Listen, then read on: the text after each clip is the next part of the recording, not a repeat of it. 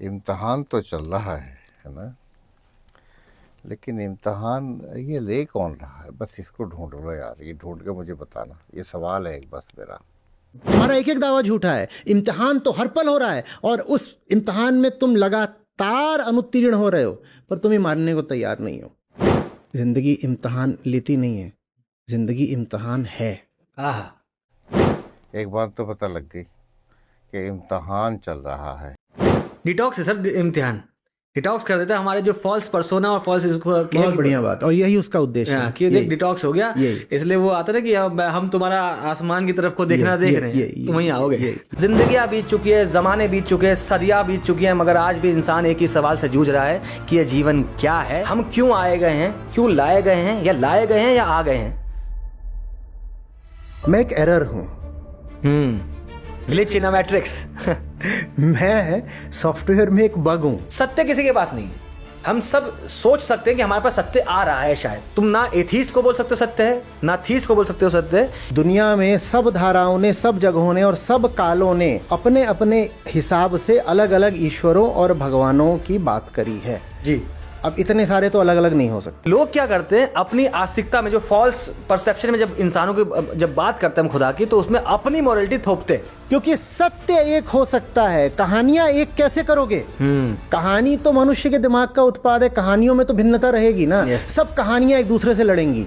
जैसे हमें लगता है मैं अधूरा हूं, तो एक इंसान के अंदर जब अधूरापन बहुत जागरूक हो जाता है तो अपने को पूरा करना चाह रहा है वो। और पूरा किस वे में कर रहा है, कोई नाटक कर रहा है, कोई क्रिएट कर रहा है, कोई पोइट लिख रहा है, कोई पेंटिंग बना रहा है, कोई। Creativity arises not from incompleteness but from nothingness. क्या बात है। इनकम्प्लीटनेस से तो कंजम्पशन उठता है, इनकम्प्लीटनेस से तो सिर्फ बेचैनी और तड़प उठती है, अकेलापन, लोनलीनेस उठती है। हाँ। जिस हिसाब से मैं आपसे ये बात करने जा, मैं बहुत बड़ा सवाल ये आता है कि साइंस की क्या लिमिटेशन कहीं जाके आएगी, क्योंकि मैं इस बात में बिलीव करता हूँ। वाई भी बहुत अच्छे से नहीं बता पाता, यद्यपि प्रयास करता है। और एक चीज में तो साइंस जानने की कोशिश भी नहीं करता, पहले ही हाथ खड़ा कर देता है। सारे सुपरस्टिशंस काट सकता है। हाँ। लेकिन जिस चीज को लेकर के वो मूक हो गया, हाँ। वो चीज साइंस को खुद एक सुपरस्टिशन बना देती है। वो क्या है?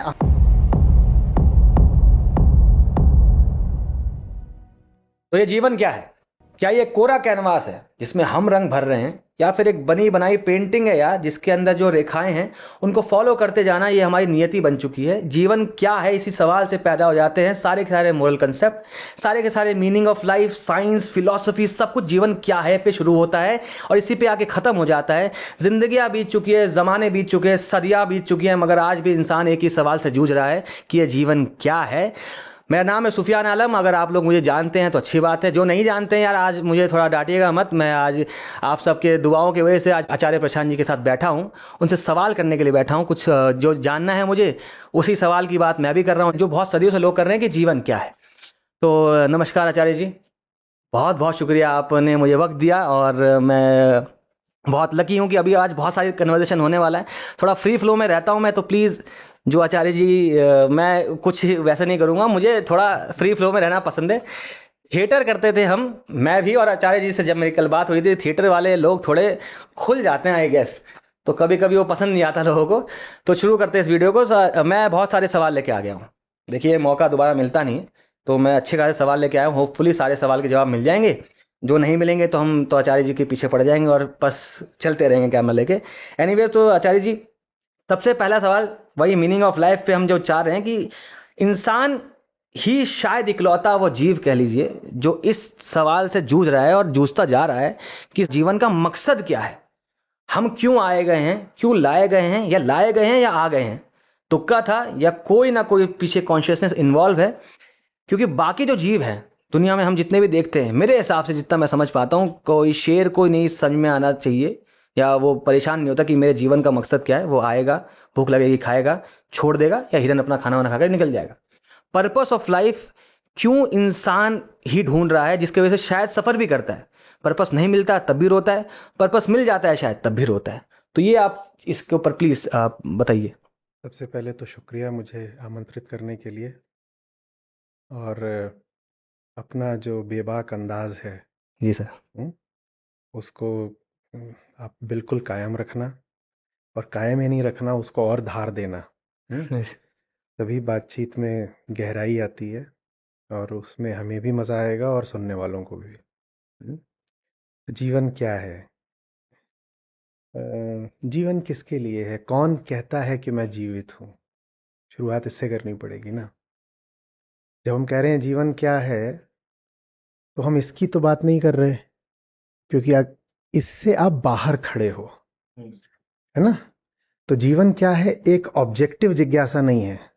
मग क्या है एक ऑब्जेक्टिव जिज्ञासा हो सकती है, क्योंकि आप मग से बाहर खड़े हो, तो आप उसको फुली ऑब्जेक्टिवली देखकर पूछ सकते हो मग क्या है। ठीक है। जीवन से आप बाहर खड़े होकर तो ये सवाल नहीं कर रहे, आप स्वयं जीवित हो जी। तो जीवन क्या है ये प्रश्न सिर्फ जीव के लिए, जो अपने आप को जीवित लिविंग बोलता है, ये सिर्फ उसके लिए कोई रेलेवेंस रखता है। वो जीव कौन है? वो मैं हूं। तो जीवन क्या है घूम फिर कर इस पे आ जाता है कि मैं कौन हूं। क्योंकि अगर मैं कौन हूं हटा दिया, जीवन क्या है में से, तो फिर तो प्रश्न बस ये बचता है कि मटेरियल क्या है। मटेरियल क्या है? तो मैं कौन हूं? न मैं परिस्थितियों का उत्पाद हूं, न मैं लाया गया हूं, न तो मैं कोई मटेरियल प्रोडक्ट हूं, क्योंकि मटेरियल तो मटेरियल को ही पैदा करेगा जी। और न ही मैं कोई डिवाइन इंटरवेंशन हूं या डिवाइन विल का एक्सप्रेशन हूं। मैं कौन हूं? मैं वो हूं जो जबरदस्ती सब मटेरियल प्रोसेसेस में छेड़छाड़ करता रहता है, मटेरियल के एक छोटे से हिस्से से आइडेंटिफाई करता रहता है, चाहे वो छोटा सा हिस्सा ये बॉडी हो, चाहे वो मग हो। I am the owner of this mug. मैं वो हूं। मैं एक एरर हूं। Glitch in a matrix. मैं सॉफ्टवेयर में एक बग हूं। हाँ। बग क्या होता है? बग कोई मटेरियल चीज होता है क्या? हाँ। नहीं, पर उस बग के मटेरियल कॉन्सिक्वेंसेस होते हैं। ठीक है ना। मैं वो हूं। मैं वो हूं जो कुछ ना होते हुए भी सब मटेरियल को ओन भी कर सकता है और एक बड़ा सा मटेरियल गोला हम जिसको जानते हैं पृथ्वी, उसको बर्बाद भी कर सकता है। जो स्वयं तो मटेरियल नहीं है, पर जिसके मटेरियल एक्सप्रेशंस होते हैं, that which instantiates itself with material consequences, मैं वो हूं। तो जीवन सारा मेरे लिए है। मुझे हटा दो तो डिटर्मिनिज्म है, कॉज एंड इफेक्ट है, जो चल रहा है सो चल रहा है, पर उस डिटर्मिनिज्म में मैं जबरदस्ती घुसा पड़ा हूं। तो कॉज इफेक्ट में जहां पर बस कॉज होनी चाहिए और इफेक्ट होना चाहिए, वहां बीच में एक मैं भी आ गया हूं और मैं कॉज के साथ जुड़ करके इफेक्ट्स को ऊपर नीचे करता रहता हूं, इफेक्ट्स को चेंज करता रहता हूं। मैं वो हूं। मैं अहंकार हूं। मैं ना होकर भी हूं। मुझे खोजोगे तो मैं कहीं नहीं मिलूंगा, क्योंकि मैं खोजने वाले में हूं। Yes yes yes yes sir. मैं वो हूं और मैं पूछता हूं जीवन क्या है? जीवन क्या है जैसे जीवन मुझसे बाहर की कोई बात हो। भाई मैं ही तो जीवन हूं। मेरे अलावा कौन पूछ रहा है कि जीवन क्या है? न पत्थर पूछ रहा है। पूरे ब्रह्मांड में कोई नहीं पूछने आ रहा जीवन क्या है। ये पूरा ब्रह्मांड मेरे ही लिए है। मैं ही अपने आप को इस ब्रह्मांड का दृष्टा समझता हूं, both the observer and the consumer. तो मैं वो हूं। तो हम लोग जो पर्पस, वही मेरा ये मेन जो सारी दिक्कत चालू होती है जिंदगी में सारी, ये जब पर्पस ऑफ लाइफ ढूंढने के लिए हम निकल जाते हैं, रीजन बीइंग कि बहुत सारे लोग कह लीजिए दुनिया में अधिकांश लोग ये सोचते हैं कि उनको पर्पस ऑफ लाइफ समझ में तो नहीं आ रहा यार। और जब पर्पस ऑफ लाइफ समझ में नहीं आ रहा तो शायद मेरे पास बुद्धि और वो क्षमता नहीं है कि मैं समझ सकूं पर्पस ऑफ लाइफ क्या है। मगर हाँ, सामने वाले को पता है, सामने वाला जानता है और उसके पीछे से क्रिएट होता है एक जो पर्सोना क्रिएट हो जाता है कि अगर मेरे अंदर क्षमता नहीं है कि मैं पर्पस ऑफ लाइफ जान सकूं, सामने वाला जानता है, तो अब ये जो बात बोल रहा है ये बात सत्य है। बात सत्य है। और उसी से जनरेट होता है सारा का सारा इस दुनिया में मेरे हिसाब से वॉयलेंस, इन टर्म्स ऑफ चाहे मजहब के आधार पे हो, कास्ट के आधार पे हो, बिलीफ शुरू हो जाएगी। वो यही चीज है कि अब ये इसका अंत क्या है? हम पर्पस ऑफ लाइफ को ढूंढना बंद कर दें? ये जो सारी गड़बड़ होती है ना, ये इसलिए होती है क्योंकि हम सवाल ही आधा अधूरा और इनएक्यूरेट पूछते हैं। हम पूछते हैं पर्पस ऑफ लाइफ क्या है। पूछने वाला अपने आप को कितनी सफाई से छुपा गया। उसे क्या पूछना चाहिए था? उसे पूछना चाहिए था what is the purpose of my life. क्योंकि लाइफ खुद तो पूछने आ नहीं रही कि मेरा क्या पर्पस है। और साहब सच पूछिए तो आपको कछुए की लाइफ के पर्पस से कोई मतलब भी नहीं है। हो सकता है किसी ग्रह पर किसी और प्रकार का जीवन हो, उनकी जिंदगी का क्या पर्पस है उससे आपको कोई मतलब भी नहीं है। और तो छोड़िए, आपको अपनी पड़ोसी के जिंदगी के पर्पस से भी कोई मतलब नहीं है जो आप ही की प्रजाति का है। ठीक है, तो ईमानदारी की बात यह है कि हमारा सवाल है कि what is the purpose of my life. पर ये जो मी है ये माई को छुपा गया, और इसी से पता चलता है कि पर्पस क्या है। ये जो मी छुपा बैठा है ना, इसको बाहर लेकर के आना, क्योंकि वही पर्पस खोज रहा है। मेरी उंगलियां कोई पर्पस नहीं खोज रही, ये सोफा कोई पर्पस नहीं खोज रहा, ये माइक कोई पर्पस नहीं खोज रहा। ठीक है, इस शरीर के भी सारे अंग, जैसे उंगली भी कहा, कोई पर्पस नहीं खोज रहे। पर्पस वो खोज रहा है जो भीतर मैं बनकर बैठा है, जो कहता है मैं हूं और ये देह मेरी है। वो पर्पस खोज रहा है। वो पर्पस खोज रहा है। पहले उसको पता तो वो है कौन। मुझे यही नहीं पता मैं कौन हूं, तो मेरा उद्देश्य क्या है मुझे कैसे पता चलेगा। मैं अपने आप को कुछ माने बैठा हूं। मैं एक दावा हूं जो मैंने ही ठोक रखा है। जी सर। मैं एक क्लेम हूं और उसको मैं सत्य मान करके और आगे के 10 काम बांध रहा हूं। मैं तो हूं, और मैं क्या हूं वो मैंने कभी टेस्ट नहीं किया, कोई प्रयोग नहीं करा, कोई परीक्षण नहीं करा। बस मैंने अपने आप को मान लिया मैं कुछ हूं, और मैं कह रहा हूं मुझे बताओ मेरा पर्पस क्या है, मुझे बताओ मेरा पर्पस क्या है। तुम्हारा पर्पस ये है, तुम दफा हो जाओ, तुम हो ही नहीं। लेकिन वो ये नहीं पूछेगा मैं कौन हूं, वो पूछेगा मेरा पर्पस क्या है। अच्छा एक बात बताओ, मैं अगर हूं ही नहीं, ठीक है, और मैं पूछूं मेरा पर्पस क्या है, तो ये मासूम जिज्ञासा है या इसमें एक चाल छुपी हुई है?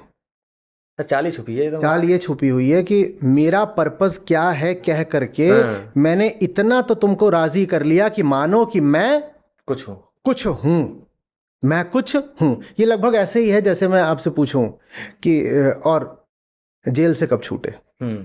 अभी जाऊंगा। yes. तो इसमें इतना तो मैंने तुमसे मनवा ही लिया कि तुम जेल गए थे। ठीक है ना। और ज्यादातर लोग यही करते हैं। जी सर। जो उनका सवाल होता है उस सवाल पे मत जाना, वो उस सवाल के माध्यम से अपनी मान्यता को और रीइंफोर्स कर रहे होते हैं। वो सवाल नकली चीज़ होता है, सवाल के पीछे एक मान्यता है, या वो जो भी है, एक बायस है, कुछ ऐसा है जिसको वो तुम पर स्थापित करना चाहते हैं, तुम्हारे ऊपर इन्फोर्स करना चाहते हैं। वही कि भाई तू आदमी गंदा है, तू क्रिमिनल है, तो पूछेंगे और भाई जेल से कब छूटे। अब वो सीधे बोलते हैं कि सूफियान तू आदमी गंदा है, तू जेल गया था, है ना। तो बात में उतनी धार नहीं आती, लेकिन उसी बात को छुपाकर ऐसे कहेंगे जेल से कब छूटे, जैसे कि उनकी बड़ी रुचि है, बड़ी उत्सुकता है ये जानने में कि तुम जेल से कब छूटे। इसी तरह से जब हम कहते हैं मेरी लाइफ का पर्पस क्या है, मुझे कोई फर्क नहीं पड़ता किसी तरह के पर्पस से। आम आदमी एकदम पर्पसलेस जिंदगी जीता है, और उसके पास पर्पस होते भी हैं तो बहुत मिसप्लेस्ड और बहुत नैरो। जब वो कहता है मेरी लाइफ का पर्पस क्या है, तो बस वो ये सिद्ध करना चाहता है कि मैं हूं, क्योंकि मैं हूं तभी तो कुछ पर्पस होगा ना।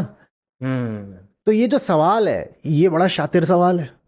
इस सवाल के पीछे जाओगे तो पता चलेगा जो पूछ रहा है वो अपने झूठ को छुपाने के लिए जिंदगी का सच मांग रहा है। वो अपनी हस्ती के झूठ को छुपाने के लिए वो उसने एक ऑन्टोलॉजिकल झूठ बोला है। उसको छुपाने के लिए अब वो क्या मांग रहा है कि मुझे एग्जिस्टेंशियल मीनिंग दे दो। ये तो गड़बड़ बात हो गई, है ना। जो बात ऑन्टोलॉजिकली ही एक फॉल्सहुड है, उसको आप एक साइकोलॉजिकल मीनिंग दे करके सच कैसे साबित कर दोगे। मैं हूं ही नहीं तो मेरा पर्पस क्या होगा। लेकिन मुझे तो लगता है मैं हूं, मैं माने अहंकार, मुझे लगता तो है कि मैं हूं, तो फिर मेरा पर्पस ये है कि अपने होने की जांच पड़ताल करो। यही जीवन का उद्देश्य है। जब तक अपने आप को मान रहे हो तुम जो कुछ भी कि मैं ये हूं, मैं ऐसा हूं, मैं वैसा हूं, मैं ये हूं, तो जो कुछ भी अपने आप को मान रहे हो, पूछो अपने आप से इस दावे की जांच पड़ताल कैसे की जाए। मानूंगा तो नहीं। और ये कौन जांच पड़ताल करेगा? वो खुद जिसने दावा करा है। तो अब बात सारी ईमानदारी पर आ जाती है। इतने ईमानदार हम होते नहीं, क्योंकि दावा भी हमारा और उस दावे के इंस्पेक्टर भी हम ही, उस दावे के वैलिडेटर ऑडिटर भी हम ही। इतनी हम में ईमानदारी होती नहीं, तो इसलिए हम कहते हैं मैं हूं तो सही, वो बात पक्की है, दैट नीड्स नो एग्जामिनेशन। वाह। Now let's move on to finding the purpose of my being. Why should I find out the purpose of a being that has no being? Yes sir. हाँ, मतलब ego से अब जैसे आपने वो ये ना कि मैंने जैसे ही अपने आप को परसीव कर लिया कि मैं तो कुछ हो चुका हूं यार, मैं तो हूं। ये इसलिए कहते हैं शायद एलीट क्लास के सवालों में आता है ये कि भैया मेरा पर्पस ऑफ लाइफ, क्योंकि बिकॉज़ कितनी आई एम ह्यूमिलिटी, कितनी ह्यूमिलिटी लगती है कि महाराज, गुरुजी, मैं अपने जीवन का उद्देश्य नहीं जानता, कृपया मुझे प्रकाशित करें। तू हम्बल आदमी नहीं है, तू नालायक आदमी है, तू बहुत नालायक है। तू दिखाई ये रहा है कि जैसे तू नहीं जानता, अरे यार, लेकिन सही बात यह है कि तू किसी बात को लेकर एकदम अड़ा हुआ है और वहां तू कोई ह्यूमिलिटी दिखाने नहीं वाला। इस बात को लेकर बाहरी ऊपरी ह्यूमिलिटी, विनम्रता तू दिखा देगा कि मैं जीवन का उद्देश्य नहीं जानता, लेकिन जहां तूने असली झूठ बोल रखा है, केंद्रीय, वहां तू कोई विनम्रता नहीं दिखाएगा। वहां अगर गुरुजी ने बोल दिया कि बेटा किसके जीवन का उद्देश्य, जीव तो मिथ्या है, तो तुम गुरुजी से कहोगे ये फालतू की बात बहुत करते हैं, कुछ पर्पस वगैरह बताते हैं, ऊंचे काम करो, अच्छे काम करो, समाज में नाम कमाओ, नोबेल प्राइज पाओ, दुनिया में प्यार बांटो, क्योंकि मैं तो बहुत कुछ हूं, क्योंकि मैं कुछ हूं। मैं भाई, दुनिया में प्यार बांटने से भी यही सिद्ध होता है कि मैं तो कुछ हूं। अहंकार मुस्कुरा गया। वाह। हाँ। नोबेल प्राइज पाने का भी उद्देश्य रखूं तो इतना तो मैंने अपने आप को जता लिया सफलतापूर्वक कि मैं कुछ हूं, फिर से अहंकार मुस्कुरा गया। तो जीवन का उद्देश्य पूछोगे तो वो यही है, जीव को जानना, ढूंढना कि ये जो कह रहा है कि मेरे जीवन का उद्देश्य क्या है, वो कहाँ छुपा बैठा है। खोजूं तो सही उसको, ये कौन है, ये कौन है, और उसको खोजो तो कहीं मिलता नहीं। पर मैं ये पहले से ही क्यों बोलूं? जो पूछ रहा है जीवन का उद्देश्य बताओ, वो खुद जाकर खोजे, उसकी जिंदगी, उसका दावा। बहुत इजी सवाल है ये, पर्पस ऑफ लाइफ पूछ लेना, और बहुत जो मेन सवाल है उससे बच के निकल जाना कि भैया ये मैं सवाल कौन? जो है साजिश है, हाँ, ताकि असली सवाल छुपा रह जाए। हाँ। वाह सर, ये जैसा आपने इस पे बहुत माशाल्लाह बहुत खूबसूरत ढंग से समझाया कि मेन सवाल जो है वो पर्पस ऑफ लाइफ करनी है, वो हु एम आई का आ जाएगा। और जैसे ही अपने आप को समझना चालू करेंगे तो हम जो अब तक सोचे थे हम कुछ हैं, वो कुछ ना रह के एक शायद एकाकार या सुपर इम्पोज में पहुंच जाएंगे दुनिया के साथ, I guess. The seer does not survive the seeing. वाह। तो ऐसा नहीं है कि खुद को खोजने निकलोगे तो बदल जाओगे, बचोगे ही नहीं। हाँ, हाँ ठीक है, खुद को खोजने वही निकलेगा जिसका दावा था, अभी हमने कहा था ना, ये सर, अपनी खोज वही कर रहा है जो दावा कर रहा है मैं हूं। तो खोज की शुरुआत तो कर सकता है, खोज का अंत नहीं कर सकता वो, क्योंकि खोजने में यही तो पता चल रहा है कि जो खोजी बना बैठा है वो मिथ्या है। वाह।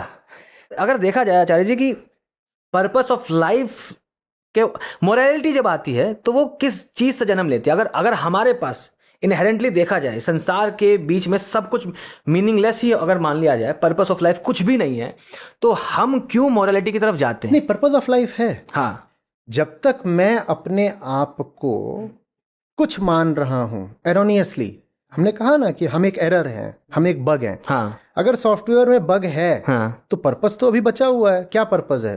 डीबगिंग। तो जिंदगी का उद्देश्य यही है, अपनी डीबगिंग करो। और उसमें बग कौन है? जो डीबगिंग कर रहा है वही बग है। जी जी जी जी। हाँ, तो मनुष्य ये जो है ना, हाँ, इसका फिजिकल कॉन्स्टिट्यूशन ही ऐसा है कि भीतर एक फॉल्स सेल्फ रेफरेंस पॉइंट पैदा हो जाता है। हाँ, ये जो मग है ये सेल्फ रेफरेंशियल नहीं हो सकता, ये अपने आप को कभी ऑब्जेक्ट की तरह नहीं देख सकता। मनुष्य अकेला है जिसका फिजिकल कॉम्पोजिशन ऐसा है कि वो स्वयं को देख सकता है। जैसे मग को देखा जाता है वैसे ही मनुष्य स्वयं को देख सकता है और कह सकता है मैं हूं। ये मग ऐसा नहीं कह पाएगा। पशुओं में भी ये सेल्फ रेफरेंसिंग बड़ी बड़ी प्रिमिटिव होती है, बड़ी क्षीण होती है। वो भी इतना ज़्यादा मैं कह नहीं पाते, थोड़ा भाव होता है उनमें। मनुष्यों में ये भाव बड़ा डेवलप्ड, बड़ा प्रोनाउंस्ड होता है। तो जीवन का उद्देश्य यही है कि यही जो मैं है, जो दुख पाता है, जो ईर्ष्या करता है, जो डरता है, जो सहेजता है, समेटता है, जो मौत के सामने थर थर कांपता है, ये मैं कौन है, कौन कांप रहा है, मृत्यु है यदि तो किसकी है, ये जानना, ताकि दुख से मुक्त हो सको, जीवन का उद्देश्य यही है, दुख से मुक्ति। पर दुख से मुक्ति संभव नहीं है दुखी की पोल खोले बिना, क्योंकि अहंकार ही दुखी है, उसकी पोल खोले बिना दुख मिटेगा नहीं। आप मुझे इस पे गाइड करिएगा, क्या क्या ऐसा पॉसिबल है कि इंसान जिसको फर्क ही नहीं पड़ता कहाँ जा रही है, जो नदी है हमारी, ये किस पहाड़ों से आई है, किस समंदर में जाएगी, उसको फर्क ही नहीं पड़ता, वो जैसा आया खा रहा है, कमा रहा है, जी के चले जा रहा है। तो अगर एक इंसान उस जोन में ये समझ जाए कि दुखी तो मैं रहूंगा ही, दुखी होना नियति है, नहीं, फिर वो भी अहंकार की एक स्थिति हो सकती है। मुझे धेला फर्क नहीं पड़ता। हाँ हाँ, जैसे पर मैं तो हूं। हाँ, मैं कौन हूं जिसे फर्क नहीं पड़ता, तो वो भी चाल हो सकती है। और इस तरह के लोग बहुत होते हैं दुनिया में। इसका मतलब ये थोड़ी हाँ। है कि वो जीवन मुक्त हैं। ये भी अहंकार की एक स्थिति है कि मैंने बहुत सरोकार रखा दुनिया से और दुख पाया, तो उसकी प्रतिक्रिया में, समझ में नहीं, अंडरस्टैंडिंग में नहीं, उसकी प्रतिक्रिया में मैं अब दुनिया से सरोकार नहीं रखूंगा। दुनिया चलती है तो चले, ना चलती हो ना चले, भाड़ में जाए, क्लाइमेट चेंज पूरी पृथ्वी को आग लगाता हो लगा दे, हाँ हाँ हाँ, भैया मैं अपनी छोटी सी नौकरी करूंगा, मेरे आसपास के 2-4 लोग हैं, दोस्त यार परिवार, मैं उनका ख्याल रखूंगा, मुझे कोई बहुत पैसा रुपया कमाना नहीं है।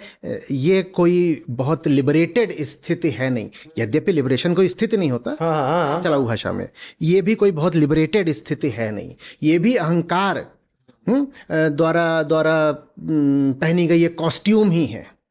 नाटक बदल गया है तो कॉस्ट्यूम बदल गई है, पर वो जो भीतर बैठा हुआ है अभिनेता, वो अभी कायम है। उसने अभी अपना मिथ्यात्व तो नहीं देखा। जैसे वही है कि ये जो चीज़ है, पर्पस ऑफ लाइफ पे जाना, समझना, मैं को खुद को समझना, ये सब में मेहनत इन्वॉल्व होती है। ईमानदारी, मेहनत उतनी नहीं। अच्छा, ईमानदारी बहुत involve। और इतना लोग ईमानदार हो नहीं रहे दुनिया में, लगता है कि यार मैं ईमानदार हो जाऊं अपने साथ। जो बैठा है ना भीतर, हाँ, वो बेईमानी का उत्पाद भी है, बेईमानी का केंद्र भी है। ईमानदारी गड़बड़ चीज नहीं है, ईमानदारी तो बड़ी प्यारी चीज है और बहुत खतरनाक भी नहीं है। लेकिन वो जहां से देख रहा है उसे ईमानदारी पता ही नहीं है, तो उसके पास ईमानदारी नहीं है, पर ईमानदारी को लेकर के इमेजेस हैं। आप किसी बेईमान आदमी के पास जाओ जिसको आप जानते हो कि ये तो बिल्कुल घोषित बेईमान है, आप उससे कहो, कोई एक पल मिला है आपको मासूमियत का जहां पे वो बात कर सके आपसे खुल के, तो तू ईमानदार क्यों नहीं हो जाता? वो कहेगा मैं ईमानदार हो जाऊंगा ना तो ऐसा ऐसा ऐसा हो जाएगा, परिणाम, कॉन्सिक्वेंसेस। क्या ऐसा उसके साथ सच में हुआ है जो वो ईमानदार नहीं हो रहा? नहीं हुआ, नहीं है, पर उसके पास ईमानदारी की छवियां हैं, और ये छवियां उसे ईमानदारी ने तो दी नहीं। हाँ, वाह वाह, हाँ, वो खुद कौन है? वो बेईमान है। तो ईमानदारी की छवियां भी इसी बेईमानी ने पैदा करी हैं। वाह, क्या बात है, वाह। और बेईमानी जब ईमानदारी की छवियां पैदा करती है तो वो उन छवियों को बहुत भयावह, बहुत स्केरी बनाती है। वो मजबूरी है ईमानदारी को भयावह चित्रित करना, पेंट करना मजबूरी है, क्योंकि अगर दिखा दिया कि ईमानदारी तो बड़े सुकून की बात है, तो बेईमानी बचेगी कैसे? आप बेईमानी से कह रहे हो कि ईमानदारी का अप्रेजल करो, तो बेईमानी ईमानदारी का कोई बहुत बढ़िया अप्रेजल तो करेगी नहीं। Yes sir. वो तो यही कहेगी कि ईमानदारी स्केरी होती है। इसीलिए दुनिया में लोग आते हैं ना, good guys finish last, too good to be true, जो इस तरह की बातें होती हैं, वो क्यों होती हैं? ये मत कहो क्यों होती हैं, ये कहो किसके द्वारा होती हैं। जब बैड गुडनेस पर कमेंट करेगा, जब फॉल्स ट्रुथ पर कमेंट करेगा, तो फिर इस तरह की ही लोकोक्तियां निकलती हैं कि too good to be true. जब बैड गाइज सर्वे सर्वा बन जाएंगे और परिभाषाएं रचेंगे, तो वो यही कहेंगे कि गुड गाइज फिनिश लास्ट। ये मत देखा करो क्या कहा गया, ये भी देखो किसने कहा। अहंकार बैठा है वहां।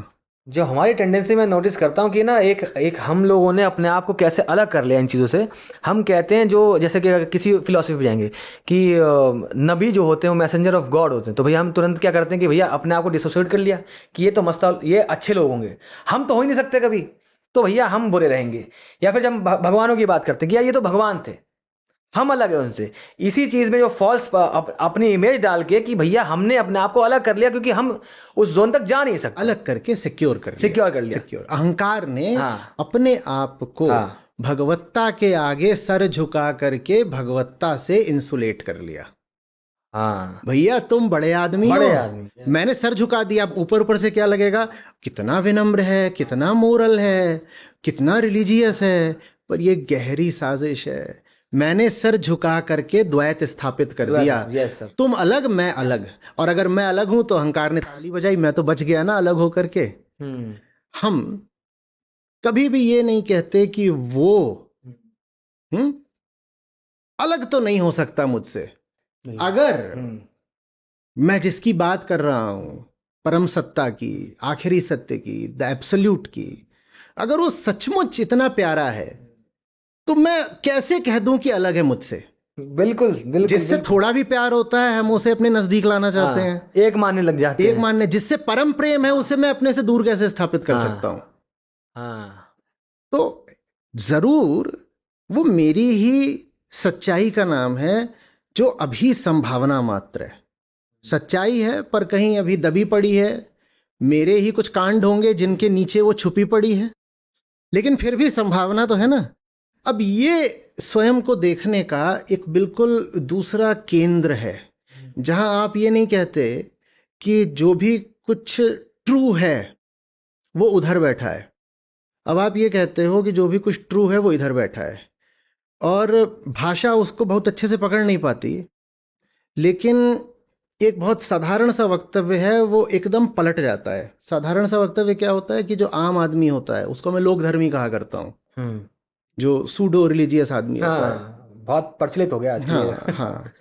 तो वो कहता है God denotes the highest, highest, and God is truth. ये वक्तव्य अब पलट जाता है और ये अब हो जाता है ट्रुथ इज गॉड। क्योंकि गॉड इज ट्रुथ में गॉड कौन है? अहंकार का गॉड, जिसको उसने दूर खड़ा कर रखा है। ठीक है, तो ये जो ईगोस गॉड है, ईगो के बड़े स्टेक्स हैं इसको ट्रुथ डिक्लेयर करने में। जी जी। ठीक है, अब इसने अपना गॉड बनाया और उस गॉड के माध्यम से इसने ट्रुथ को भी डोमिनेट कर लिया। कह दिया this God is truth, my God is truth. और उसके बाद मेरा ही, हाँ ये मेरा God, my God is truth, तुम सब गलत। हाँ, जो वास्तविक धार्मिक आदमी होता है वो बोलता है ट्रुथ इज गॉड। हाँ बिल्कुल सर। बोलता है गॉड से आशय है यदि कि जो सर्वोच्च है तो सत्य सर्वोच्च है, ट्रुथ इज गॉड। वाह, बिल्कुल बिल्कुल बिल्कुल। एक वाक्य है ना मंसूर का, जिनको अगर आपने कहानी सुनी होगी तो उनको चौराहे पे पत्थर से मार मार के मार दिया गया था। अनल हक कहा था, अहम ब्रह्मास्मि, अहम ब्रह्मास्मि। जब हम बात करते हैं, क्योंकि बात ये, अगर हम थोड़े फिजिक्स में, जैसे आचार्य जी, मैं बहुत मजा आया मैं जब बात कर रहा था आचार्य जी से कि फिजिक्स, थिएटर और ये सब कुछ मिलके, मैं तो इनका मतलब 0.1% वाला होऊंगा, क्योंकि मैं IAS नहीं जा पाया। एनीवेज, तो उसमें एक बात ये आती है कि यार अगर हम डुअलिटी ऑफ नेचर की बात करते हैं, यंग्स डबल स्लिट एक्सपेरिमेंट ने आके ये साबित जब किया ना, लाइट ने वेव बिहेवियर शो किया, इतनी बड़ी बात नहीं लगी। ठीक है भाई, लाइट वेव सी लग रही थी। फिर आइंस्टाइन भाई ने बोला भाई रुको यार, पार्टिकल भी देखो, फोटो इलेक्ट्रिक दिखाते हैं हम आपको। वो सब ठीक था। जब डी ब्रोगली ने आके इलेक्ट्रॉन को साबित कर दिया कि भैया वेव नेचर में जा रहा है, मतलब डुअलिटी इस संसार की सच्चाई आ गई है कि। और उसके बाद जब क्वांटम फिजिक्स में गए, मतलब मैं हमेशा सोचता हूं कि आइंस्टाइन वो इंसान जिसने टाइम को भी बता दिया कि एब्सोल्यूट नहीं है, वो इस एब्सोल्यूट ट्रुथ को यकीन करने से बच रहा था कि यार हम सब प्रोबेबिलिस्टिक दुनिया में जा चुके हैं। और जब क्वांटम में जैसे वही, तो अगर मान लो पार्टिकल और वेव एक साथ एग्जिस्ट कर सकता है, तो गॉड और क्रिएशन एक साथ एग्जिस्ट कर सकती है, आई गेस। रीजन बीइंग कि अब हमें देखना है कि हम किस जोन में कहां तक जा रहे हैं, और वो सारा मैं वहां पे खत्म किया जा सकता है। और आप जिसको क्रिएशन कह रहे हो वो आपके ऑब्जर्वेशन का फंक्शन है। हाँ। और अगर आप ऑब्जर्वर बदल दो तो ये जो ऑब्जर्व्ड क्रिएशन है ये बदल जाएगी। So this creation that science goes into in its dualistic way is not reality. What science exposes is the limits of the observer. What science exposes or goes into and discovers is the tendencies of the observer. तो science जो dualities तोड़ रही है उसमें वो बिल्कुल ठीक है कि जो वेव पार्टिकल डुअलिटी थी वो तोड़ दी, सुपर इम्पोज में तोड़ दी उसको, ठीक है, और मामला बहुत सारा प्रोबेबिलिस्टिक बना दिया। और जब आप क्वांटम मैकेनिक्स ले आते हो तो जो झूठी कॉन्टिन्यूटीज हमें दिखाई देती थी वो दिख गया कोई कॉन्टिन्यूटी नहीं है, मामला ऐसे होता है, जंपिंग चल रही है क्वांटा में, वो सब ठीक है। लेकिन जो सबसे बड़ी डुअलिटी तोड़ी है मॉडर्न साइंस ने वो है the separation between the observer and the observed. बिल्कुल सर, वो साइंस ने तोड़ी है, वो न्यूरो साइंस ने तोड़ी है। अभी था कि कहाँ पढ़ रहा था कि आपके जो इनर न्यूरल पैटर्न्स होते हैं, आप जिस चीज को मेजर कर रहे होते हो उस मेजरमेंट के साथ ये बदल जाता है। बिल्कुल सर। सो जैसे अभी बोला था ना, the seer will not survive the seeing, the seeker will not survive the seeking, the measurer will not survive the measurement. आप जिस चीज को मेजर कर रहे होते हो उस मेजरमेंट ने आपको एक नया डेटा पॉइंट दे दिया, उस डेटा पॉइंट ने, नए डेटा पॉइंट ने जो भीतर मेजरर बैठा था उसको ही बदल दिया। आप कुछ नापने निकले, जी सर, ठीक है, मैं नापने निकला कि भाई सुफियान के पास पैसा कितना है, बहुत कम। ठीक है, और जैसे जैसे मैं मेजर करता गया सुफियान का बैंक बैलेंस, मैं बदलता गया, मेरे भीतर कुछ है जो बदलता गया जैसे जैसे मैं मेजरमेंट लेता चला गया। The measurement is changing the measurer, which means कि फिनोमेना की जो ऑब्जेक्टिविटी है वो एक मिथ है। All phenomena become subjective. जी सर, बिल्कुल। तो सर जिस हिसाब से मैं आपसे ये बात करने मैं बहुत बड़ा सवाल ये आता है कि साइंस की क्या लिमिटेशन कहीं जाके आएगी, क्योंकि मैं इस बात में बिलीव करता हूं कि साइंस एक हद तक, बहुत नील डीग्रास टायसन साहब का भी एक कोट है कि साइंस हमेशा हाउ का जवाब देगा, अल्टीमेट वाई पे नहीं जा सकता। आप इस पे आपके का जवाब देगा, वाई भी बहुत अच्छे से नहीं बता पाता, यद्यपि प्रयास करता है। और एक चीज में तो साइंस जानने की कोशिश भी नहीं करता, पहले ही हाथ खड़ा कर देता है, टू होम, टू होम। ठीक है, चलो अच्छा, तुम्हें दुख है किसी बात का, तुम्हारे आंसू बह रहे हैं, ठीक है, क्या बता देगा साइंस? साइंस बता देगा कि दुख में, उदाहरण के लिए, ओ तुम्हारे ब्रेन का ये एरिया लाइट अप हो रहा है, ठीक है, बता दिया। बता देगा कि तुम्हें दुख है तो तुम्हारे भीतर अभी ये वाले केमिकल्स ज्यादा सीक्रेट हो रहे हैं। ये दुख थोड़ी है, दिस इज अ डिस्क्रिप्शन। बिल्कुल, this is a description, not an explanation. क्योंकि साइंस अपने आप को एक्सक्लूड करके रखता है सफरर से।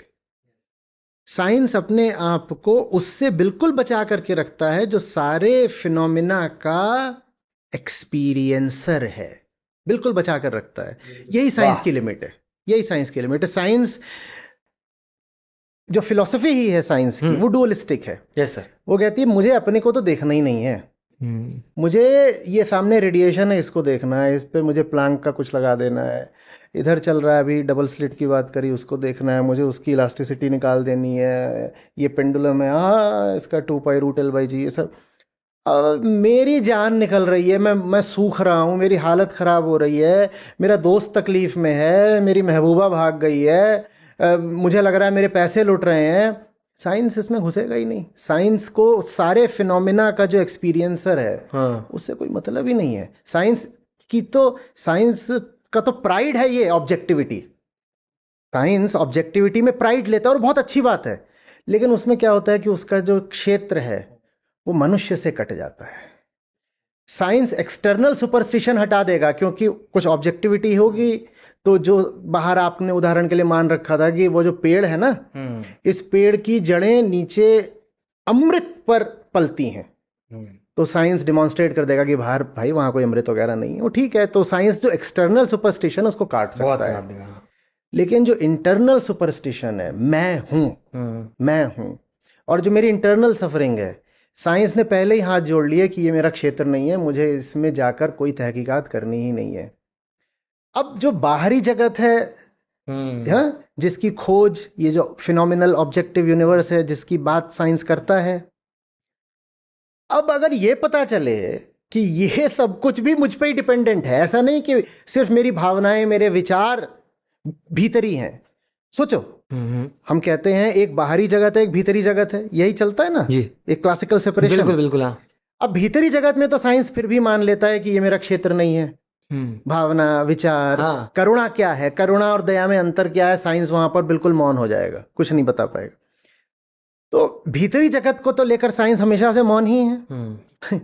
अब जो बाहरी जगत है, जहां साइंस की पहलवानी चलती है, दावेदारी चलती है पूरी, अगर इस शताब्दी में, इस शताब्दी से पहले ही पिछली शताब्दी के ही समझ लो पूर्वार्ध में ये पता चलना शुरू हो जाए कि बाहरी जगत भी मेरा ही फंक्शन है, तो अब साइंस को इवॉल्व करना पड़ेगा।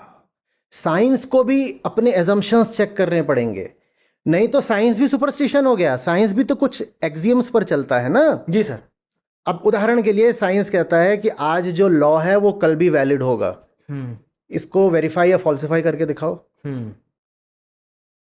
तो फॉल्सिफाई हो जाता है, जैसे कि वही न्यूटन का सिद्धांत एक जमाने में आया था, ग्रेविटी फॉर्मूला दे दिया, लेकिन भविष्य में वैलिड होगा, हाँ, इसकी कोई गारंटी नहीं। आज तक सारी गेंदें जो ऊपर गई वो नीचे आई है। तुम ये प्रमाणित करके दिखाओ कि अभी 2 मिनट बाद जो मैं गेंद उछालूंगा वो भी नीचे ही आएगी, इसका कोई प्रमाण है? नहीं है। आनी चाहिए, है ना। पॉपर, याद है पॉपर ने साइंस को लेके क्या कहा था? True science will always be falsifiable. और उसमें मजेदार बात यह थी कि पॉपर का ये वक्तव्य ही फॉल्सिफाइबल नहीं है। अरे वाह। तो साइंस सारे सुपरस्टिशंस काट सकता है, लेकिन जिस चीज को लेकर के वो मूक हो गया, वो चीज साइंस को खुद एक सुपरस्टिशन बना देती है। वो क्या है? अहंकार। सर, और साइंस का सुपरस्टिशन का सबसे बड़ा एग्जांपल आज मैं जब समझता हूँ कि एथिज्म में जब जाते हैं, मैं उसकी बात वैसे नहीं कर रहा, जो भी हैं, मगर बात यह कि बड़े बड़े साइंटिस्ट जब गुजरे, साइंस के पहली सिप लेते हैं हम तो लगता है भैया दुनिया में कोई तो होगा नहीं, ये दुनिया सब लॉ से चल रही है, ये हो रहा ग्रेविटी, ये रहा फोर्स, ये रहा लाइट, सब आ गया। धीरे धीरे जब हम क्वांटम में जाते हैं तो ऐसे ऐसे करिश्माई चीजें दिखती है। साइंस भी एक पॉइंट पे बहुत बड़े बड़े साइंटिस्ट आके बोलते हैं कि भैया कोई होना चाहिए। आइंस्टाइन उनमें से एग्जाम्पल था, न्यूटन था। लेकिन अब जैसे सुपरस्टिशन की बात है, साइंस के लोग साइंस का सहारा लेकर मजहबों को गाली देना अलग बात है, बिलीफ्स को गाली दे रहे हैं, ओवरऑल एक अलग सा कम्युनिटी बनाया गया कि एथिज्म में है कि एग्जिस्टेंस ऑफ गॉड को वो नकार रहे हैं। तो इस पे आपके क्या है कि साइंस का सहारा लेके जो एक इसको मैं सुपरस्टिशन कह सकता हूं कि सत्य किसी के पास नहीं है। हम सब सोच सकते हैं कि हमारे पास सत्य आ रहा है शायद। तुम ना एथीस्ट को बोल सकते हो सत्य है, ना थीस्ट को बोल सकते हो सत्य है, ये एक ऑब्जेक्टिव चीज आ गई जैसे कि। लेकिन आप इसके पर क्या सोचते हैं कि एथिज्म क्या, कि किस दिशा में जा रहे हैं? मामला उतना जटिल है नहीं सुफियान। हमारे पूर्वाग्रह, हमारे बायसेस उसको जटिल बना देते हैं। देखो, अनीश्वरवाद और नास्तिकता दो अलग अलग बातें हैं, ठीक है? आप किसके प्रति निष्ठा, वफा रखना चाहते हो? सत्य के प्रति या ईश्वर के प्रति? अभी मैंने कहा अगर मैं किसी ईश्वर के आगे सर झुकाऊंगा तो उसका नाम सत्य होगा। अब ठीक है ना?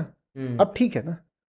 तो ट्रुथ इज गॉड तो ठीक है, हाँ, वो ठीक है, वहां कोई समस्या नहीं है। अगर आपके गॉड की परिभाषा है सत्य तो ठीक है, हाँ। अब मैं भी ईश्वर के आगे सर झुका दूंगा। अगर गॉड का मतलब ही है सत्य, इस प्रकार के सत्य पहले आता है और फिर उसी सत्य को मैंने एक नाम दे दिया ईश्वर, तब तो ठीक है, ट्रुथ इज गॉड, तब तो ठीक है, हाँ। लेकिन ज्यादातर लोगों के लिए उनका ईश्वर पहले आता है। मेरा ईश्वर, मेरा अल्लाह, मेरा भगवान, हाँ। वो पहले आता है और उसकी वो कोई जांच पड़ताल नहीं करना चाहते और उसी को वो सत्य का नाम दे देते हैं। अब बात गलत हो जाती है, हाँ। अब बात गलत हो जाती है। तो एथीज्म एक भ्रमित करने वाला शब्द है, हाँ। उससे ज्यादा बेहतर जो हमारे पास उपलब्ध हैं शब्द, वो ये हैं नास्तिक या अनीश्वरवादी। नास्तिक या अनीश्वरवादी। ईश्वर यदि मनुष्य की कल्पना का नाम है, और लगता है कि है, क्योंकि दुनिया में सब धाराओं ने, सब जगहों ने और सब कालों ने अपने अपने हिसाब से अलग अलग ईश्वरों और भगवानों की बात करी है। जी। अब इतने सारे तो अलग अलग नहीं हो सकते, तो जाहिर सी बात है कि वो तो मनुष्य की ही कल्पना है, ठीक है। लेकिन सत्य क्या है? सत्य है कल्पनाकार का अपने मिथ्यात्व को देख लेना।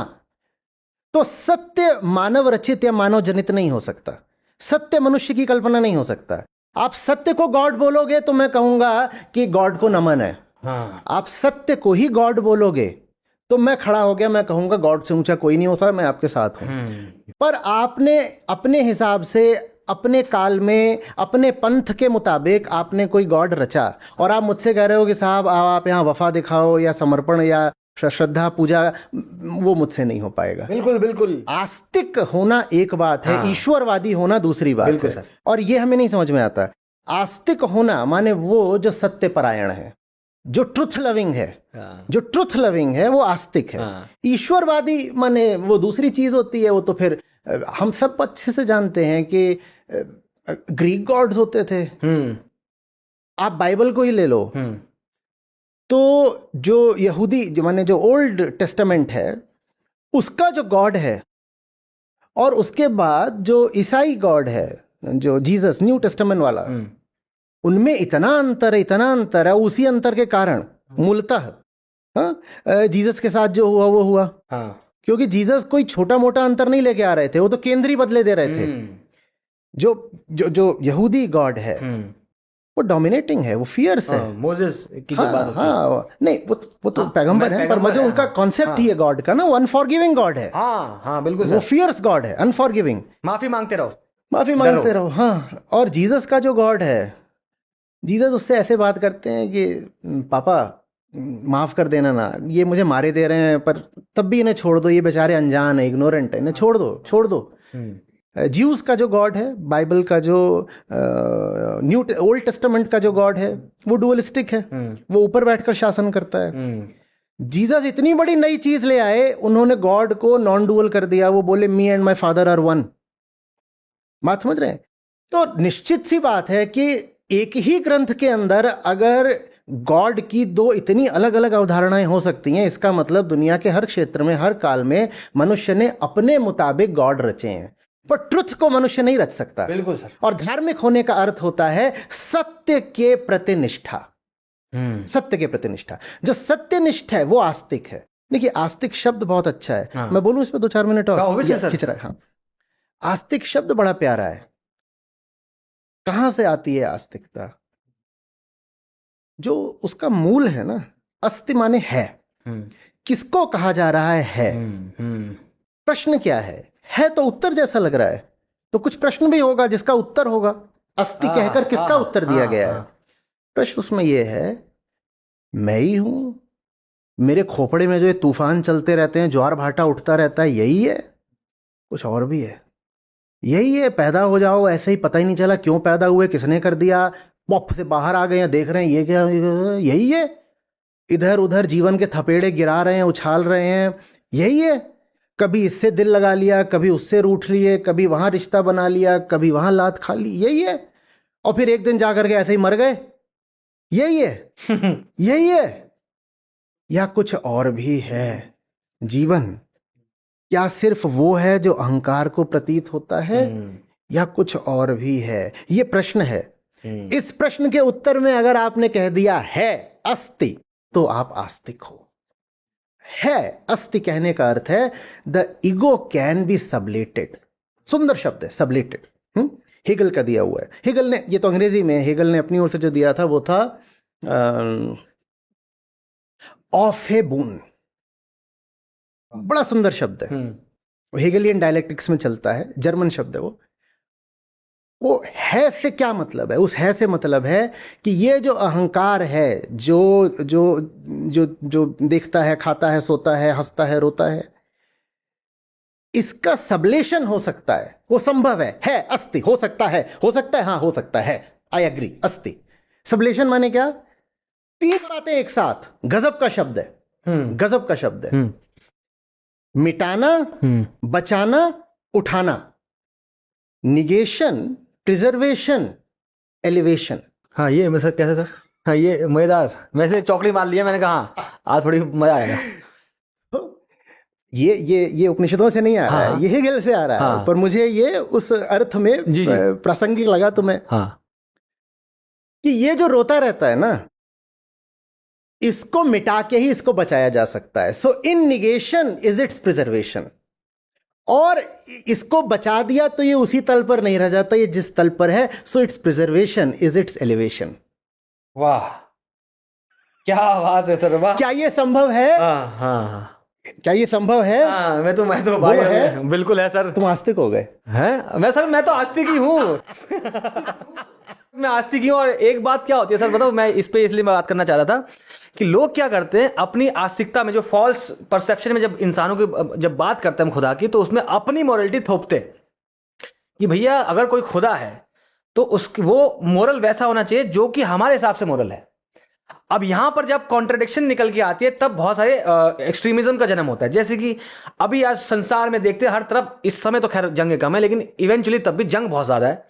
गाजा हो गया, बांग्लादेश का चल रहा है मुद्दा, यूक्रेन का मुद्दा चल रहा है बहुत। और इतना जब हम वॉयलेंस देखते हैं, अब उसके अंदर निकल के आते हैं अगर न था कुछ तो खुदा था, कुछ ना होता तो खुदा होता, डुबोया मुझको होने ने, ना होता मैं तो क्या होता। और तुम कह रहे हो खुदा है, तो खुदा है तो कहां है? तुम मोरालिटी से कैसे खुदा के एग्जिस्टेंस पे चले जा रहे हो? यहीं पे फिर जन्म होते जो आजकल संसार में बहुत प्रचलित चालू हो गया कि भैया हम तो नास्तिक है, मोरालिटी और आस्तिकता में आप रिलेशन नहीं बना सकते, ऐसा मेरा मानना है। आप मुझे इस पे गाइड करिए कि मोरालिटी, हमने जो चीज मोरल होने के बाद हम आस्तिक और नास्तिक को डिसाइड कर रहे हैं, ये इसमें कोई तो फ्लॉ होना चाहिए। मैं इसके ऊपर जानना चाह रहा हूं। मैं इस पर कुछ बोलूंगा, अगर वो बात इस चर्चा में उपयोगी है तो, वरना मुझे टोकना भी। जी सर। देखो, ज्यादातर लोग जो ईश्वरवादी हैं ना, वो घोर नास्तिक हैं। आस्तिकता और ईश्वरवाद, इनका साथ चलना बड़ा मुश्किल होता है। हिंदुस्तान में खास तौर पर तुम सड़क पर निकलोगे, विदेशों में तो फिर भी ये लगभग कुछ देश ऐसे हैं जहाँ 50% लोग कहते हैं कि साहब हमें कोई लेना देना नहीं है गॉड बिलीफ से, गॉड कॉन्सेप्ट से हमें कोई लेना देना नहीं है। पर भारत में अभी भी निकलोगे तो यहाँ हमारा बहुत रहता है कि मैं तो अपने आप को आस्तिक बोलता हूँ। वो आस्तिक नहीं है, वो ईश्वरवादी है। बिल्कुल सर, बिल्कुल। और ज्यादातर लोग जो ईश्वरवादी हैं वो घोर नास्तिक होंगे। आस्तिक होने के लिए, वास्तव में आस्तिक होने के लिए, जो मैन मेड गॉड है उसको ठुकराना बहुत जरूरी है। वाह। सच्चे अर्थों में आस्तिक बस वो हो सकता है जिसने मानवकृत ईश्वर को ठुकरा दिया, बस वही आस्तिक है। और हर वो व्यक्ति जो मानवकृत ईश्वर में विश्वास करे जा रहा है वो घोर नास्तिक है। तो मामला बिल्कुल उल्टा चल रहा है, दुनिया अजब दीवानी रही, जैसे संत गाते हैं ना। हाँ। कि यहां जो दिखाई दे रहा है मामला उससे बिल्कुल उल्टा है। गीता में एक जगह कृष्ण कहते हैं कि हे अर्जुन, ये सब ना, ये सब, इसको एक उल्टे पेड़ जैसा समझो जिसकी जड़ें आकाश की ओर हैं। दुनिया ऐसी है, यहाँ तुम्हें जो दिखाई देता है सच्चाई उससे बिल्कुल विपरीत होती है, जैसे पुरानी फोटोग्राफ्स में निगेटिव होता था। तो अब मैंने क्या करा है कि मैंने अपने आप को एक बड़ा सम्मानजनक सामाजिक तमगा दे दिया, क्या बोल के कि मैं तो साहब आस्तिक हूं। जबकि तुम्हारी आस्तिकता सिर्फ ईश्वरवाद है। बिल्कुल सर, इट्स अ बिलीफ। उसमें सत्य कहीं नहीं है, उसमें बस मान्यता है, इसलिए इनसिक्योरिटी भी आती है। अब इसी से कन्फ्लिक्ट और स्ट्राइफ शुरू होगा, जिस युद्धों की तुमने बात करी थी। कारण सीधा है, मेरा ईश्वर यदि सत्य की खोज का परिणाम नहीं है, जो कहते हैं वो सत्य ही ईश्वर है, उनको मेरा प्रणाम है, उन्होंने बहुत ऊंची बात कह दी, वो सच्चे आस्तिक हैं। पर ज्यादातर लोगों का ईश्वर उनकी खोज का परिणाम नहीं होता, वो उनको परंपरा से मिली मान्यता होती है। बिल्कुल। तो एक कहानी है, फिर ज्यादातर लोगों का ईश्वर उनकी एक कहानी है जो उनको समाज ने, परंपरा ने दे दी है। जी सर। अब भाई सुफियान की और प्रशांत की कहानी मेल तो खा नहीं सकती। और सुफियान मानने को तैयार ही नहीं है कि उसकी कहानी सिर्फ कहानी है, वो कह रहा है उसकी कहानी डिवाइन ट्रुथ है। और यही दावा प्रशांत का है, अंतिम सत्य, कि साहब मेरी कहानी कहानी नहीं है, ये तो एक डिवाइन डिक्लेरेशन है। स्टैम्प। ठीक है। अब सुफियान की कहानी में हरा ही हरा रंग भरा हुआ है। वैसे इधर भी है। क्या बात है। और प्रशांत की कहानी में भगवा रंग भरा हुआ है। अब इन दोनों रंगों में भेद तो है, जहां भेद है फिर वहां पर संघर्ष है, युद्ध है, विलाप है, तोड़फोड़ है। कोई है जो कह रहा है कि साहब मेरे ईश्वर ने, गॉड ने दुनिया 7 दिनों में बनाई। कोई दूसरा है वो अफ्रीका में बैठा है, वो कह रहा है नहीं साहब मेरे गॉड ने तो पलक झपकते बना दी। हाँ, कोई कह रहा है नहीं नहीं नहीं मेरी जो मिथोलॉजी है वो ऐसी है। दूसरा कह रहा है मेरी मिथोलॉजी इसके बिल्कुल विपरीत है। एक कह रहा है कि मेरी जो होली बुक है उसने मुझे जो कोड ऑफ कंडक्ट दिया है वो कहता है कि पहले इस हाथ से खाओ या पहले इस हाथ को धो। दूसरा कह रहा है नहीं जो मुझे दिया गया है वो ये है। अब ये लड़ेंगे ना। Yes sir. क्योंकि सत्य एक हो सकता है, कहानियां एक कैसे करोगे? कहानी तो मनुष्य के दिमाग का उत्पाद है, कहानियों में तो भिन्नता रहेगी ना। सब कहानियां एक दूसरे से लड़ेंगी, सत्य एक दूसरे से नहीं लड़ते। सत्य सत्य रह जाता है आखिर। सत्य के सामने लड़ने के लिए कोई बचता ही नहीं ना। बिल्कुल सर। तो सत्य तो दो होते नहीं तो लड़ सकते नहीं। लेकिन कहानियां तो अनंत हैं और ये सब लड़ती ही रहेंगी। तो जब तक हम धर्म के नाम पर अपनी मान्यताओं को ही पालते रहेंगे तब तक धर्म कन्फ्लिक्ट का बहुत बड़ा स्रोत रहेगा। और जब धर्म का अर्थ हो जाएगा सत्य की खोज, सत्य की खोज बहुत बड़ी बात हो जाती है। स्वयं की खोज, स्वयं की खोज। अपने झूठ को हटा दो, अपने झूठ की नेति नेति कर दो, इतना पर्याप्त होता है, वही सत्य है। तो चलो, लेकिन काम चलाऊ मुहावरे के तौर पे बोल देते हैं सत्य की खोज। जब धर्म का अर्थ हो जाएगा सत्य की खोज, तब दुनिया भर में धर्म के नाम पर ये जो मार पिटाई चल रही है रुक जाएगी। अभी कोई खोज नहीं है, बिल्कुल नहीं। अभी तो आप पैदा होते हो, खोज वर्जित है पहले से। आप पैदा होते हो, जो आखिरी बात है वो आपको बिल्कुल पालने में दे दी जाती है, दूध के साथ दे दी जाती है कि बेटा तुझे खोजने की कोई ज़रूरत नहीं। ये सब बातें हमारे बाप दादाओं पुरखों के समय से चल रही हैं, पुरानी किताबों में लिखी हैं, यही सत्य है। सत्य की खोज की ज़रूरत क्या है? और जो बात तुम्हें दी गई है वो बात इसे नहीं दी गई, जो इसे दी गई है वो उसको नहीं दी गई है। अब ये एक दूसरे का सर नहीं फोड़ेंगे तो क्या करेंगे? बिल्कुल सर। वो एक ना, हम नाटक की दुनिया के लोग हैं हम। तो एक नाटक है जिस लाहौर नहीं देखा वो जमिया नहीं, असगर रज़ा साहब का। तो हम नाटक प्ले करते थे, उसमें मैं नासिर काज़मी का किरदार निभाता था। तो उसमें एक जोन आता है जब बंटवारे की कहानी है कि हिंदुस्तान से फिर शायद लोग जो थे पाकिस्तान चले गए, ऐसा वैसा चल रहा है। और वहाँ पे एक हिंदू बूढ़ी रह जाती है, नाटक का प्रीमाइस ये है। तो उसमें एक पॉइंट पे आके पहलवान वहाँ पे एक ऐसा वो होता है, इंसान होता है जो कि अब मैं इनको हटाऊंगा हिंदुओं को, इसलिए नहीं कि अपना मजहब की बात है, इसलिए कि भाई पैसा मिलेगा, उसका अल्टीरियर मोटिव था। तो नासिर काज़मी एक दिन चाय वाले से पूछता है, एकदम चाय जिससे पीता है, कि यार कि तुम मुसलमान हो? चाय वाला बोलता हाँ, लेकिन तुम क्यों मुसलमान हो? कहता है यार तो सोचा नहीं। तो बोलता अभी सोचो ना यार, मतलब जिसमें तुम्हें जो तुम्हारा मजहब, जब तुम बड़े हो रहे थे तो क्या तुम्हारे पास हर मजहब की किताब थी? और तुमसे पूछा गया था इनमें तो जो मजहब तुम्हें अच्छा लग रहा है भाई वो चुनो। कहता नहीं, तो जिसमें तुम्हारा कोई हक ही नहीं है, जिसमें तुम्हारा कोई सेइंग ही नहीं, उस पर तुम खून कैसे बहा सकते हो? जो बात तुम कह रहे हो ना सूफियान, हाँ। ये बात इतनी सीधी है, इतनी आसान है कि इसको कहने के लिए दम चाहिए। जटिल बातें तो बुज़दिल भी बोल लेते हैं। ये बात इतनी सीधी है कि बोल दो तो गले कट जाएंगे। मुसलमान से पूछो तूने मुसलमान होना चुना था क्या कभी? ईसाई से, हिंदू से, बौद्ध से, किसी से पूछो, तू जो कुछ बना बैठा है उसमें तेरी कोई चॉइस, तेरा कोई चुनाव निहित था क्या?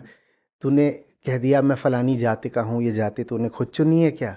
तो जो कुछ भी तू बना बैठा है, तेरी सारी आइडेंटिटीज तो सिर्फ तेरी गुलामी का परचम है, और तू उनको बड़ी शान से, बड़े गौरव से ढो रहा है। तू अपनी गुलामी की घोषणा को यहाँ माथे पर चिपका कर घूम रहा है और बड़े फक्र से कह रहा है मैं तो ये हूँ, मैं तो वो हूँ। ऐसा है तू जिसके होने में उसका कोई चुनाव ही नहीं कहीं। अब ये बात हमें फिर ले आती है कि फ्री विल क्या चीज़ होती है, कि कुछ होता भी है हमारे हाथ में या सब संयोग ही मात्र है ना। इसमें तो साइंटिफिक डिस्कशन बहुत उसमें जा सकता है। मैं इस पर ऐसी बात करना चाहता हूँ कि एक बात सोच के देखिए, हम ह्यूमन बीइंग्स देखिए, इंसान या कोई भी जीव इस संसार में सिर्फ रिप्रोड्यूस कर रहा है। तो साइंस तो बोलती है कि यही अंत हो जाएगा मकसद का, कि तुम खुशी हो। जैसे साइंस को अंदर तो जानना नहीं है, मैं जिंदगी में क्या चल रहा है वो तो खैर आचार्य की सर्कल में बात भी कर रहा था। तो वो जीवन से साइंस का क्या लेन देन, क्या इसमें डुअल नेचर मिल रहा है? नहीं मिल रहा है। लेकिन जीवन साइंटिफिक टर्म्स में यहां पे आके खत्म हो जाता है। नहीं, जो बोल रहे हो ना उसमें थोड़ा सा कैटेगरी कंफ्यूजन हो गया। हाँ सर, हाँ। The word purpose does not apply to science at all. हाँ, मैं अभी समझा, मैं पूरा उसमें डिस्कशन में आज के कि भैया ये साइंस को लेन देन नहीं है इसका। साइंस का पर्पस जैसी किसी चीज से कोई लेना देना नहीं। तो ये जो कैटेगरी है ना, उस कैटेगरी में ये वर्ड वैलिड ही नहीं है। पर्पस साइंस की कैटेगरी में ये वर्ड नहीं चलेगा।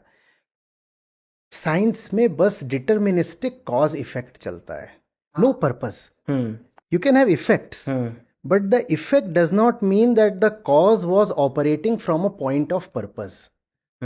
ठीक है, मैं लात मार दूंगा तो इस मग में जो चाय है वो नीचे गिर जाएगी। ठीक है, तो वहां मेरा हो सकता है कोई पर्पस, मैं इसको गंदा करना चाहता था, वो ठीक है। लेकिन एक ब्लैक होल ने एक तारे को खा लिया, इसका मतलब ये थोड़ी उसे तारे से खुंदक थी। वाह, कोई पर्पस नहीं है वहां पर। चांद पृथ्वी का चक्कर काट रहा है, इसका मतलब ये थोड़ी है कि स्टॉकिंग कर रहा है, कि आशिक है, या जो शायरों ने सब चला रखा है, वो थोड़ी है कुछ वो। तो साइंस में पर्पस जैसी कोई चीज नहीं होती, साइंस में कॉज एंड इफेक्ट होता है बस। मैं ये बात समझा। पर्पस सिर्फ अहंकार के लिए हो सकता है, क्योंकि देखो उद्देश्य बस उसके लिए हो सकता है जो बेचैन हो। जब चैन रहता है तो कोई उद्देश्य, कोई लक्ष्य, कोई चाहत, कोई कामना, कुछ बाकी रह जाता है, बताना। तब तो सुबह सुबह कॉफी पीने का मजा कुछ भी नहीं, कुछ भी नहीं, कुछ नहीं बचा। उद्देश्य का मतलब हमेशा होता है भविष्य। भविष्य, आइंस्टीन ने इतना ही बता दिया था कि टाइम बाहरी अर्थ में एब्सोल्यूट नहीं है, है ना। अध्यात्म बताता है कि टाइम भीतरी अर्थ में भी अननेसेसरी है। उद्देश्य का मतलब होता है भीतर टाइम, घड़ी टिक टिक कर रही है। उद्देश्य तो हमेशा भविष्य में ही तो होगा ना। Purpose implies future, and that future that you're talking of is not physical material objective. When you say purpose, you imply a psychological future with an inner psychological clock ticking.